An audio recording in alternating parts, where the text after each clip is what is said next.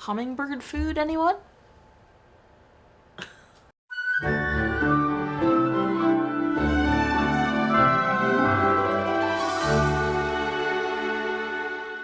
Welcome back to Ever Disney Movie Ever. My name is Jess and I'm watching Ever Disney Movie Ever. Today I'm going to talk about The Boy and the Bronc Buster. The Boy and the Bronc Buster is a 1973 television release about a boy named Todd really admiring a rodeo rider named Cal and deciding to kind of go on a summer or winter trip around the country with him to learn how to rodeo ride into different rodeos and stuff. It's directed by Bernard McEveety, cinematography by Emmett Bergholz, editing by Marsh, Hendry, music by Robert F. Brunner, and it's written by Herman Groves. The film stars Earl Holliman as Cal, Vincent Patten as Todd, Strother Martin as Buckshot, and Lisa Gerritsen as Jen. Alright, so I thought this was going to be another animal movie. It isn't. How exciting is that? I really thought it was going to be like Chandar the Black Leopard of Salon, or, you know, any of these movies I've watched recently, or all the ones I watched back then, you know, Charlie the Lonesome Cougar, all those movies where it's like about an animal and it's really like a true life adventure, but they just add a plot to it, and it's like a friendship between a kid or a person and the animal, but it's really about the animal and the wilderness and everything. I thought that's what that was going to be, and it wasn't. It was about the kid and the dude, and there were just horses there, which was so nice. So already it's like better than I thought it was going to be, which was a really nice surprise and change of pace. Basically, Todd's parents are dead, and he's been raised by his aunt and uncle, and they have like a farm, and they try to raise horses and, like, you know, sell them and everything, but they're kind of running low. They haven't been able to breed, so the horses they have are kind of, you know, older, and they also harvest and stuff like that, and they need horses that can help plow and all that kind of stuff. So they go to a rodeo and they see Cal win the bucking horse rodeo moment, and they ask him if he'd be willing to come to their farm and help break in all these wild horses they have on their property. And he says, sure, I can spare a few days. And so while he's doing that, Todd just like really looks up to Cal. He thought he was really impressive in the rodeo and thought it looked really fun to do that. And then during like the whole thing, they kind of bond, you know, for the few days. And so when Cal leaves to go rodeo, like, you know, to wherever, Todd feels very pulled to go with him and decides to leave and go with him.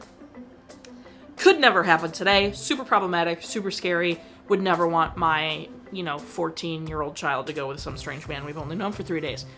Whatever, different time.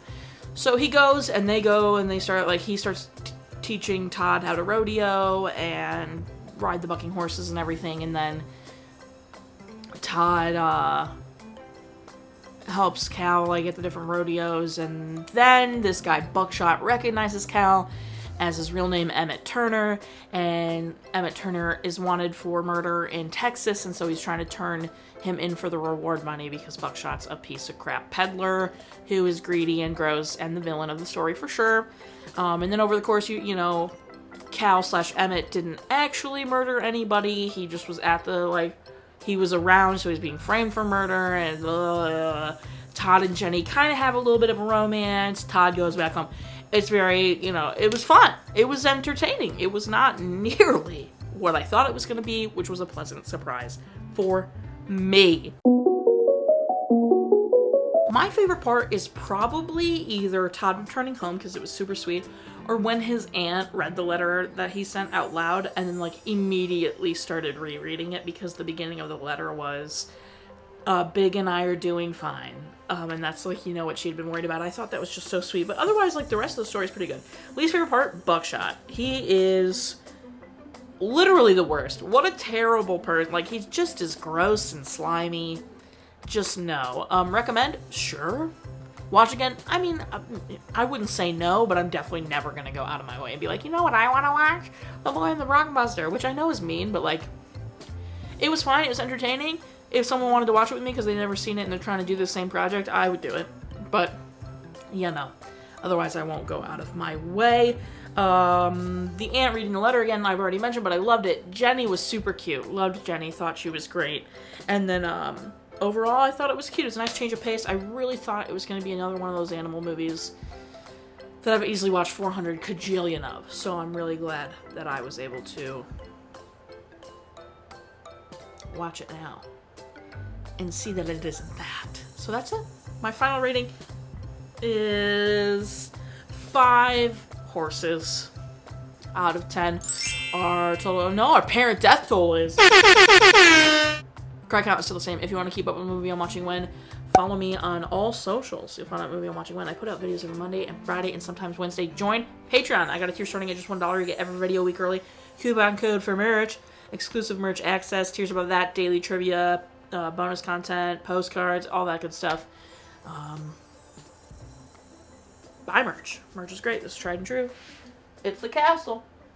Until next time, comment, like, subscribe. But I'm not in charge of your life. You are, so you do. And don't be buckshot about it. Ugh.